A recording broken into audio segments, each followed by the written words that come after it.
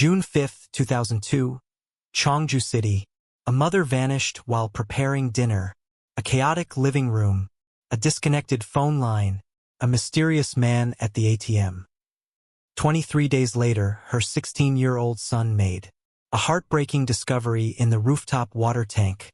A hasty police conclusion. A disabled husband wrongly suspected. The truth buried in time. 9 years later, a forgotten surveillance footage reopens this family's darkest memory. Who was he? Hello, everyone. I'm Johnny. Welcome to M Decoded. Cheongju is the capital of North Chungcheong Province, South Korea. It plays a significant role in the central region of South Korea. It's home to the presidential villa, Cheongnamdi, and several industrial parks, fostering numerous world-class enterprises. Jong Seo-kang is a homemaker with an introverted personality. She is a skilled cook. Her husband, Hyun Song, and their 2 children, a son and a daughter, lived a peaceful life. In 1991, an accident struck. Hyun Song was involved in a serious car accident, sustaining severe injuries and losing his left arm. He was hospitalized for 5 years.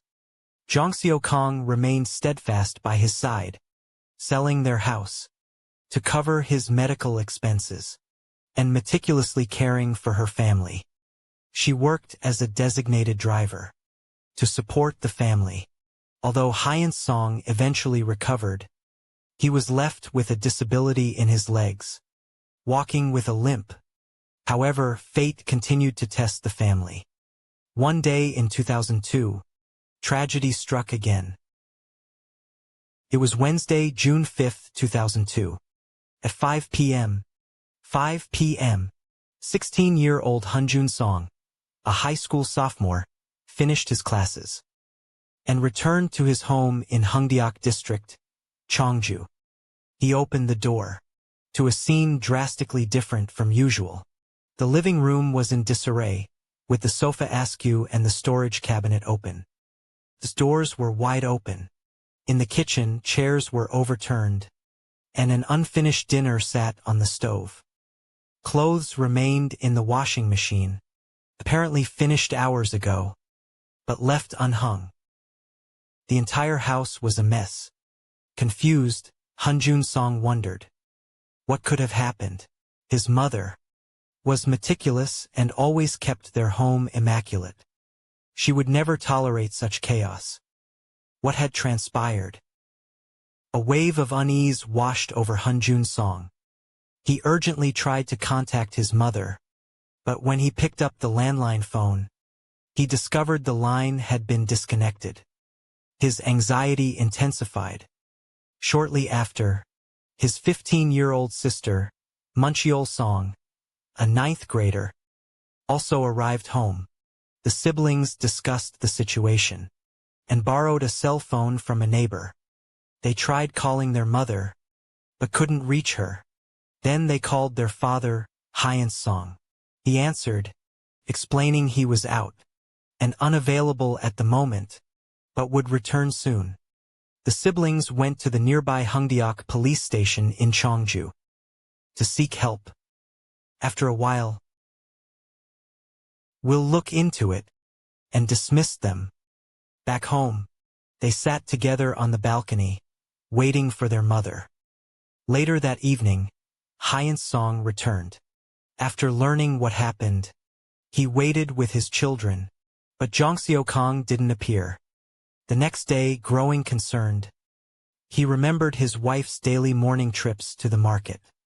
He checked their bank statements and discovered a disturbing discrepancy. A substantial sum of money was missing. This money was from the settlement he received after his car accident. Money he had literally risked his life for. Jong Seo-kang was always frugal, carefully considering even small purchases. She never wasted money. Now, with such a large sum gone, something felt terribly wrong. Hyun Song called the police again to report his wife missing and demand an investigation. The police arrived at their 4-story apartment building, home to 14 families. The Song family lived on the top floor. Their apartment had a simple layout: a living room upon entry, 2 bedrooms on one side, a bathroom between them, and a master bedroom and kitchen on the other side. A stairway outside led to the open rooftop, containing only a few structures: a water tank room and a lightning rod. The rooftop was rarely used. A water tank and lightning rod. It was rarely visited. According to the police investigation, the missing person, Jong Seo-kang, was 43 years old and a homemaker. Due to the nature of her work, her hours were flexible. She had no particular hobbies and a relatively small social circle. She rarely went out with friends. She exhibited no unusual behavior before her disappearance. The police briefly searched the apartment, but found nothing unusual, recalling a recent spate of cases involving wives running away with lovers. The police theorized that Jong Seo-kang's disappearance was also due to an affair. They believed she had left voluntarily. They even reassured Hyun-song, claiming they had seen similar cases before, and that she might return in a few days. Hyun-song, naturally disbelieving, left the station, and, despite his physical limitations, went with his children to the bank to thoroughly investigate the withdrawals. They discovered that after Jong Seo-kang's disappearance, at 5:22 p.m. on the day she went missing, there were multiple withdrawals over the next 2 days, each for 700,000 KRW. A total of 10 million KRW had been withdrawn. Hyun-song explained the situation to the bank staff and requested to see the security footage. The bank complied. The footage revealed a man between 20 and 30 years old, between 1.6 and 1.7 meters tall, with a round face and a stocky build. He wore a white baseball cap and square glasses, and a white t-shirt. He made multiple withdrawals, carrying a different colored bag each time. Hyun-song and his children didn't recognize the stranger. They were certain they had never seen him before.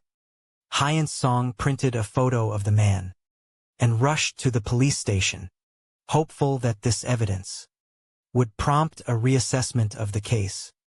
He presented the photo. However, the police stubbornly insisted that the man was likely Jong Seo-kang's secret lover, withdrawing the money for their elopement. Overwhelmed by anger and disappointment, Hyun-song retorted, "My wife is over 40. That man is in his 20s, maybe 30 at most. Early 20s. It's impossible." The police casually dismissed his concerns, suggesting that Jong Seo-kang might have simply asked the man to withdraw the money for her. Their assumption wasn't entirely baseless. Between June 5th and 7th, Jong Seo-kang's phone had been tracked to multiple locations within Cheongju. Also, after her disappearance, after she disappeared, someone had called the bank's customer service line from her apartment to inquire about her account balance and debts. There were no signs of forced entry. Furthermore, during their initial investigation, neighbors reported hearing no commotion, fighting, or screams. Based on this, the police concluded Jong Seo-kang had left willingly, dismissing the possibility of foul play. Furious at the police's hasty conclusion, Hyun-song argued that his wife was a devoted caregiver, the primary breadwinner, and the backbone of their family. She wouldn't disappear without a word. Earlier that day, she had even texted a friend saying she was preparing dinner for the children. Clearly, something had happened to her. Yet, the police relied on intuition and experience, ignoring the bank security footage. They remained indifferent. Defeated, the Song family decided to take matters into their own hands, determined to find Jong Seo-kang themselves. They made a lot of flyers, with the stranger's face printed on them. They posted them all over Cheongju City, hoping to attract attention. In stark contrast, the police still hadn't made any moves. Time slowly passed as the family waited anxiously. During this time, despite his physical disability, Hyun-song couldn't sit still at home.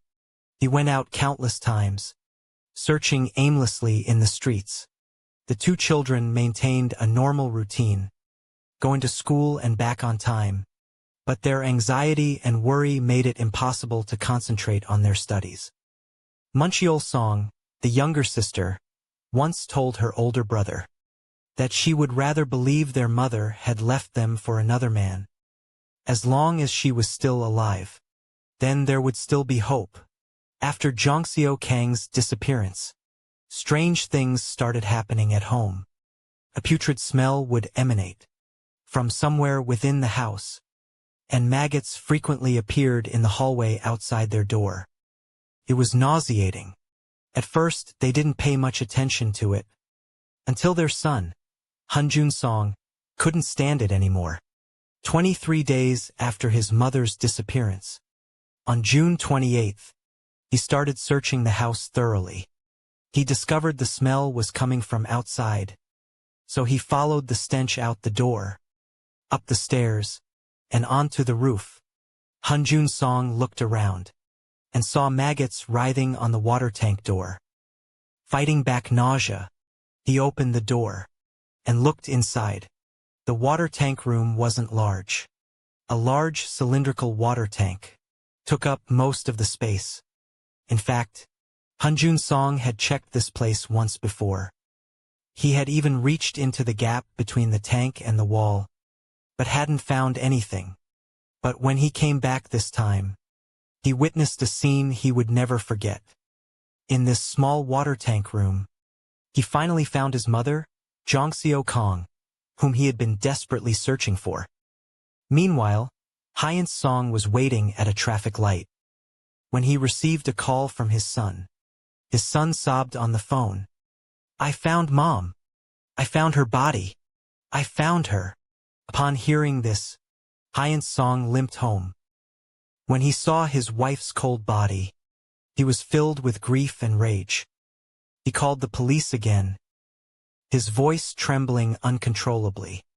This was the third time the police had received a report. Upon learning that a murder had occurred, not just a simple missing person case, they finally took it seriously. Several police cars arrived at the scene shortly after. Jongseo Kang's body was found sitting in a corner of the water tank room. She was still wearing the clothes she had on the day she disappeared, a short-sleeved shirt, shorts, and the apron she usually wore while cooking. Her hair was a tangled mess, matted with bodily fluids. Her belongings, including her wallet, were scattered around, but her bank card and cell phone were missing. Because it was summer, the body was severely decomposed. The forensic examiner tried their best, but couldn't determine the exact cause or time of death. Investigators questioned all the residents in the building. Among the 14 residents, one resembled the man captured on the bank's security camera. The police also unexpectedly apprehended 2 fugitives from other cases in the building. However, after investigation, these individuals all had alibis. They were ruled out as suspects. According to the investigation, Jongseo Kang enjoyed chatting online. At 3:30 p.m. on the day she disappeared, she had a conversation with someone online. Hyun-song returned home from school at 5 p.m. Therefore, it can be deduced that Jongseo Kang was killed between 3:30 p.m. and 5 p.m. on June 5th. The police identified the online contact. She was also a housewife, with no motive or opportunity to commit the crime. She was cleared of suspicion. The police believed that if the perpetrator simply wanted money, they wouldn't typically resort to murder. Therefore, this wasn't a simple robbery. The killer was likely someone the victim knew. The police's conclusion shocked the victim's two children. They pointed the finger at Jong Kang's husband, Hyun Song. He was the closest person to the victim. Hyun Song immediately denied the accusation. He explained that he was out selling water purifiers that afternoon with a business partner. His partner confirmed Hyun Song's alibi. But the police remained skeptical, believing his alibi wasn't credible. After careful consideration, the police theorized the following sequence of events. Hyun Song and his wife, Jong Kang, had an argument about something. He became enraged. On June 5, 2002, he caught his wife off guard and entered the house with an accomplice to commit the crime. He not only had the key to the house, but he could also catch his wife unaware. This explained why there were no signs of forced entry. After his wife's death, he ransacked the house to stage a robbery. He hid his wife's body somewhere in the house. Then Hyun Song called the bank to inquire about the balance in their account. Meanwhile, his accomplice withdrew money from a nearby ATM to divert suspicion from Hyun Song.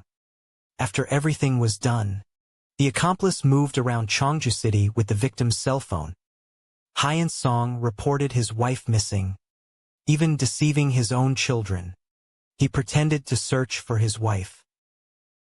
To gain trust, once everyone's guard was down, he remembered the water tank room, a place only his family accessed. Under the cover of darkness, he quietly moved his wife's body there. But was the police's theory accurate? Hyun Song found himself in a predicament where he couldn't prove his innocence. He tried his best to defend himself. Due to the lack of concrete evidence, the police couldn't arrest him. Hunjun Song and Muncheol Song stood firmly by their father's side. They knew their father well, and knew he would never do such a thing to their mother. They couldn't accept the police's absurd accusations. The three of them desperately wanted the case to gain public attention, so that the real culprit could be caught soon. However, it was during the 2002 FIFA World Cup, and the public's attention was focused on the tournament. Jong Kang's case was overshadowed by the World Cup fever. Few people knew about it. The police had no further leads. The case gradually became a cold case. As time went by, the officers in charge of the case retired, and the investigation gradually ceased. Due to the police's previous theory, Hyun Song was labeled a suspected wife killer and faced much criticism. In the following years, he moved 6 times with his children, living in anonymity. The whole family suffered psychological trauma. They chose to remain silent, never mentioning that painful past. Only on Jong Kang's death anniversary would they cry out loud in front of her portrait, releasing their pent-up emotions. 9 years after the incident, in 2011, Muncheol Song started a petition on a South Korean online forum, demanding a reinvestigation into her mother's murder. The popular South Korean TV show, Unanswered Questions, took notice. In an episode that aired in August of that year, they brought the case to light. To uncover the truth, they interviewed the officer who had been in charge of the investigation. 9 years later, the officer still stood by his initial findings. When asked why he had hastily concluded that Jong Kang had run away, he laughed and replied, "Back then, many women ran off with their lovers. So, my first thought was that Jong Kang had an affair." He wasn't the only one who thought that. Other officers thought the same. The program hired experts to re-examine and review the testimony of the Hyun Song family. Their conclusions differed greatly from the police's. They found that the police, during their initial investigation, had not thoroughly searched the chaotic living room. The experts believe that the real killer gained Jong Kang's trust entered the house, and obtained her bank card and PIN through threats. It may have been a spur-of-the-moment decision, or premeditated. The killer murdered Jong Seo-kang and searched the living room for a hiding place. He eventually noticed a storage cabinet, but a sofa was blocking it. So he moved the sofa and opened the cabinet door. Seeing that the cabinet was too full, he changed his mind and searched around the house. Finally, he found the water tank room on the roof and hid the body there. If the police had discovered it sooner, they might have had a better chance of solving the case. Before Jong Seo-kang's body was found, her son, Hunjun Song, said he had checked the water tank room, but hadn't found anything the first time. The police believed that Hyun Song had moved the body to the water tank room from somewhere else. This explanation seemed plausible, but not entirely convincing. To investigate this, the program brought in an actress with a similar height and weight to Jong Seo-kang and built a replica of the water tank room to recreate the scene where the body was found. Jong Seo-kang's hair was mixed with bodily fluids, leaving marks on the walls of the water tank room. Based on this, the experts speculated that the body was initially in a semi-standing position, wedged between the water tank and the wall, as if it had been forced in. Following the expert speculation, the actress stood between the water tank and the wall. A staff member, playing the role of Hunjun Song, opened the door. Looking in from outside, as expected, the actress was completely hidden. The staff member couldn't see her or touch her. However, as decomposition progressed, more bodily fluids accumulated, acting as a lubricant and causing the body to gradually slide down. Eventually, it landed on the floor, which is how Hunjun Song later discovered his mother. Therefore, the program concluded that the body was placed in the water tank initially, not moved there later, by the killer. Next is the biggest mystery of the case: the killer's identity. The police investigation seemed based on intuition rather than concrete evidence. They hastily concluded that since the lock was undamaged and neighbors heard no struggle, the killer must have been someone Jong Seo-kang trusted, leading them to suspect her husband, Hyun Song. The program disagreed with this conclusion. Hyun Song is disabled, has difficulty walking, and has only one arm. Jong Seo-kang weighed 54 kilograms. How could someone like Hyun Song, who struggles with daily life, murder his wife with his bare hands, drag her 54 kilograms body up the stairs, and stuff it into the small water tank room? It seemed impossible. The police claimed that Hyun Song and an accomplice killed his wife and staged a robbery homicide, calling from home to check the bank account, and even deliberately exposing the accomplice to security cameras to clear his own name. This scenario, like something out of a mystery novel, seemed airtight, but was full of holes. The experts stated that, based on the location, the killer's initial intention might not have been murder. Instead, he might have used some kind of force to suppress Jong Seo-kang's screams, and accidentally killed her in the process. In a panic, he chose the rooftop water tank room to hide the body.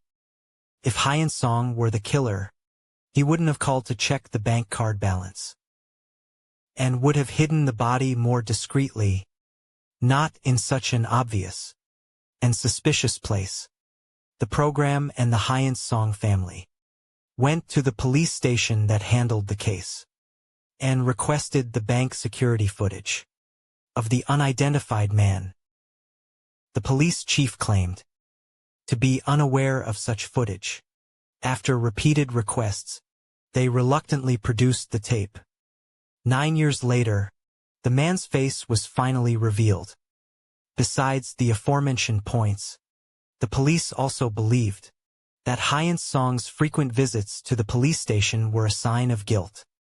The program reminded the police not to wrongfully accuse anyone, to which the police laughed and replied, "Truly innocent people wouldn't come here."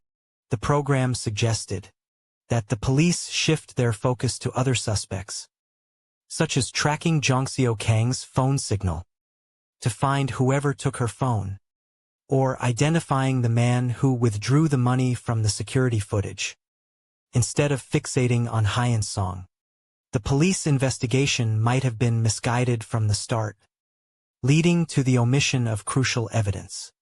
If they had paid attention earlier, the body might have been found sooner, and fingerprints or DNA could have been preserved.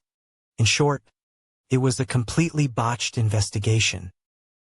Hanjun Song, who was 25 at the time, recalled discovering his mother's body. He called his father, and then collapsed on the floor, sobbing. He couldn't speak for months afterward, and even lost some of his memories. He also dreamt of himself, his mother, and his sister dining at a restaurant. His mother suddenly stood up and ran away in a panic, yelling, "Someone's chasing me. I have to leave." With Hanjun Song's consent, he underwent hypnosis with a psychologist to try and uncover more forgotten details. Midway through the session, he experienced a sharp pain in his head, and the hypnosis was stopped. The psychologist understood, explaining it as a defense mechanism, triggered by the trauma. Hyun Song expressed his gratitude for his wife's care and unwavering support. She was more than just his partner. She was his life. He could never have killed her. For years, his only solace was that his children had grown up strong. Despite the tragedy, the family choked up several times during the interview. Even after all these years, they still hoped for justice. The broadcast had a huge impact on South Korean society. The public criticized the police's incompetence. They accused them of neglecting their duties. Faced with widespread condemnation, the police offered no apology, instead making excuses to avoid responsibility. The amateurish and careless handling of the case was baffling. As the story gained traction, Prosecutor General Sang Dae-han was informed of the matter. He acknowledged that the timing of the incident during the 2002 World Cup might have been a factor, and ordered a thorough reinvestigation. Authorities offered a 10 million KRW reward for information. The police station responsible for the original investigation stated on its website that they would heed the public's criticism and encouragement, and dedicate their resources to apprehending the suspect as soon as possible. The truth surrounding Jong Seo-kang's disappearance and death seemed buried by time, elusive and unreachable. All that remained were unanswered questions, and an irreparable rift in a family.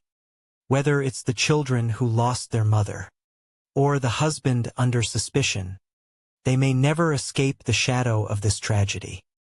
South Korea abolished the statute of limitations for murder with the Criminal Procedure Act in July 2015. However, due to the principle of non-retroactivity, it only applies to cases after July 2015. This case, which occurred in 2002, had already passed the statute of limitations. This means that even if the killer confessed, he couldn't be prosecuted. Even so, the South Korean public was desperate to know who the killer was. Fortunately, the bank had captured the suspect's appearance on camera. He became the only lead in the case.